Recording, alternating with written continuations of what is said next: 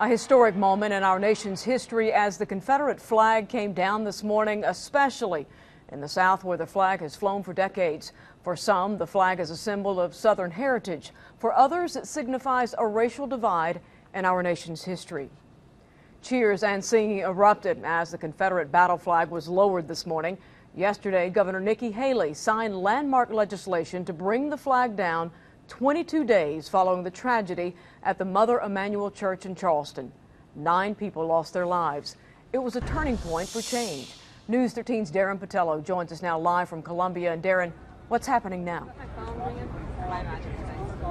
Yeah, well, it's hard to believe, but after more than 5 decades of the Confederate flag right there on the top of the Statehouse and then there on the flagpole, it came down in a matter of minutes when the South Carolina Highway Patrol Honor Guard pulled it down around 10 o'clock this morning. Now, Governor Nikki Haley stood on the Statehouse steps and hundreds surrounded the Capitol to watch the ceremony as the crowd cheered and hollered, chanting USA, USA, as members of the Honor Guard walked in unison to pull down the flag and prepare it for the South Carolina Confederate Relic Room and Military Museum just down the road here in Columbia. Now, the ceremony started out about 10 minutes late, with the crowd becoming anxious and chanting, take it down, but well worth the wait for many in the end. One woman says she hopes it's a moment her child will never forget. I feel like this full of joy.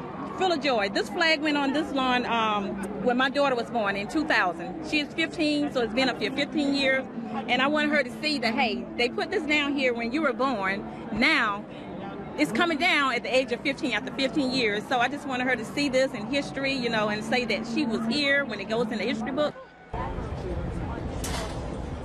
Now, according to the South Carolina Department of Public Safety, that flagpole will also be going in the Confederate Relic Room eventually as well. Live in Columbia, Darren Botello, News 13. And we will check in with Darren again live from Columbia coming up at 12:30. And later today on News 13, we'll look at the long and controversial history of the Confederate flag in South Carolina. Plus reaction from people in our area on both sides of the debate now that the flag has been removed from the Statehouse grounds in South Carolina. We'll also look at Western North Carolina's place in Civil War history and how the recent developments with the Confederate flag are impacting how people think about local monuments to those events.